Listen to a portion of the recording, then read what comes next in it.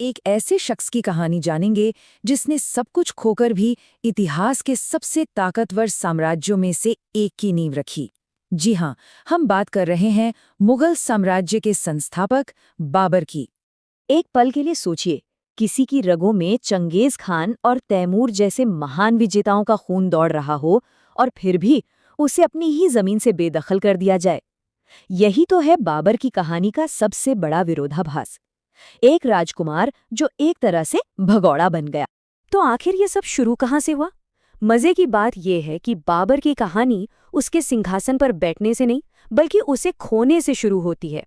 सिर्फ 11 साल की उम्र में ज़हीरुद्दीन मोहम्मद बाबर फरगाना का शासक बन जाता है। लेकिन उसकी नज़रें तो कहीं और थीं, एक बहुत बड़े इनाम पर, समरकंद, उसके महान पूर्वज तैमूर की वो शानदार राजधानी। उसने उसे जीतने की बार बार कोशिशें की, पर हर बार नाकामी ही हाथ लगी। और कहते हैं ना, कभी-कभी सबसे बड़ी नाकामियां ही सबसे बड़ी कामयाबियों को जन्म देती हैं। बस इन्हीं हारों ने उसकी महत्वाकांक्षा को एक बिल्कुल नई दिशा दी, और वो दिशा थी हिंदुस्तान। और यहीं से बाबर की कहानी में एक जबरदस्त मोड़ आता है।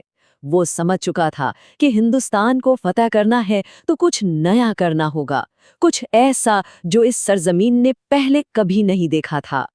ये थी उसकी तुलगमा युद्ध नीति। इसे ऐसे समझिए जैसे शतरंज की कोई बहुत बड़ी बिसात हो, मतलब आमने सामने की पारंपरिक लड़ाई नहीं।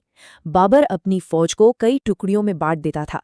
बीच वाली टुकड़ी दुश्मन को उलझाए रखती, और तभी घुड़सवारों के तेज तर्रार दस्ते किनारों से घूमकर पीछे से हमला कर देते। इससे पहले कि दुश्मन कुछ समझ पाता, वो चारों तरफ से घिर चुका होता था। बस खेल खत्म। लेकिन बात सिर्फ स्मार्ट रणनीति की नहीं थी, बात टेक्नोलॉजी की भी थी। बाबर अपने साथ एक ऐसा हथियार लाया जो उस वक्त का गेम चेंजर था, तोपखाना। इस इलाके में बारूद का इतना असरदार इस्तेमाल करने वाला वो पहला शासक था। उसके 2 माहिर तोपची थे, उस्ताद अली और मुस्तफ़ा। और इन तोपों ने तो मैदान जंग का नक्शा ही बदल दिया। बड़ी से बड़ी मजबूत दीवारें भी इनके सामने टिक नहीं पाती थी। तो अब सोचिए, एक तरफ क्रांतिकारी रणनीति और दूसरी तरफ उस जमाने की सबसे आधुनिक तकनीक। बाबर अब पूरी तरह तैयार था, और नतीजा था बिजली की रफ्तार से मिली जीतों की एक ऐसी झड़ी जिसने हमेशा के लिए एक नए साम्राज्य की बुनियाद रख दी। ये टाइमलाइन देखिए, ये अपने आप में पूरी कहानी बयां करती है। 1526, 1527, 1528, 1529, हर साल एक बड़ी और निर्णायक जीत। ये कोई धीमी, धीरे धीरे आगे बढ़ने वाली जीत नहीं थी। नहीं, ये तो एक बवंडर था जिसने सिर्फ चंद सालों में उत्तर भारत का पूरा सियासी नक्शा ही बदलकर रख दिया। हर जीत एक मील का पत्थर थी। देखिए, पानीपत में इब्राहिम लोधी पर जीत ने उसे दिल्ली का तख्त दिलाया, यानी हिंदुस्तान का दिल, और यहीं से मुगल साम्राज्य की स्थापना हुई। फिर खानवा में उसने राणा सांगा के शक्तिशाली राजपूत संघ को हराकर अपनी पकड़ और मजबूत की। और चंदेरी और घाघरा की लड़ाइयों ने तो बचे खुचे विरोध को भी पूरी तरह खत्म कर दिया। बस 4 साल, और इन 4 सालों में उसने नामुमकिन को मुमकिन कर दिखाया था। ये जीतें सिर्फ जमीन जीतने के लिए नहीं थी, ये इज्जत और रुतबा कमाने के लिए भी थीं। अपनी दरिया दिली के लिए उसे कलंदर की उपाधि मिली, मतलब एक संत की तरह। लेकिन खानवा की उस जोरदार लड़ाई के बाद उसने एक बिल्कुल अलग उपाधि अपनाई, गाजी, यानी धर्म योद्धा। ये दिखाता है कि उसका आत्मविश्वास कितना बढ़ चुका था और उसे अपनी जीत पर कितना यकीन हो गया था। लेकिन अगर हम बाबर को सिर्फ एक योद्धा के तौर पर देखें तो ये कहानी अधूरी होगी, क्योंकि उस तलवार के पीछे एक कवि, एक लेखक और एक पारखी का दिमाग भी था। उसकी अपनी आत्मकथा से लिया गया ये एक वाक्य ही सब कुछ कह देता है।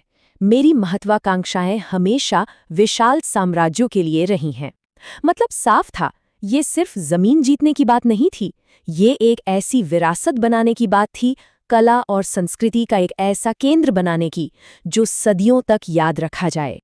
और उसने वो विरासत बनाई भी। उसने अपनी जिंदगी की हैरत अंगीज कहानी लिखी, तुज़ुक-ए बाबरी, जिसे बाबरनामा भी कहते हैं। ये आज भी शाही इतिहास के सबसे बेबाक संस्मरणों में से एक मानी जाती है। वो बागों का भी शौकीन था। आगरा में उसने आराम बाग बनवाया, गर्मी में मानो एक ठंडा नखलिस्तान।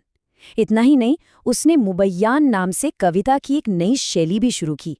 सोचिए, कितना दुर्लभ मेल था, एक ही इंसान जो जंग के मैदान में तबाही मचा सकता था और एक बाग में खूबसूरती भी उगा सकता था। साल 1530, सिर्फ 47 साल की उम्र में बाबर की ये तूफानी जिंदगी आगरा में थम गई। उसे पहले तो उसके ही बनाए आराम बाग में दफनाया गया, लेकिन उसका दिल तो हमेशा काबुल में ही रहा, वही पहाड़ी शहर जहां से उसका ये अविश्वसनीय सफर शुरू हुआ था। और उसकी आखिरी ख्वाहिश भी यही थी कि उसे वही दफनाया जाए। सालों बाद उसकी ये ख्वाहिश पूरी की गई और उसकी कहानी को एक मुकम्मल अंजाम मिला। और यहीं पर हमारे सामने एक बड़ा सवाल आकर खड़ा हो जाता है। जब हम बाबर जैसे शख्स को देखते हैं तो उसकी असली विरासत क्या है? क्या वो जंगें हैं जो उसने जीती, या वो बाग हैं जो उसने लगाए, वो साम्राज्य जो उसने बनाया, या वो कविता जो उसने लिखी?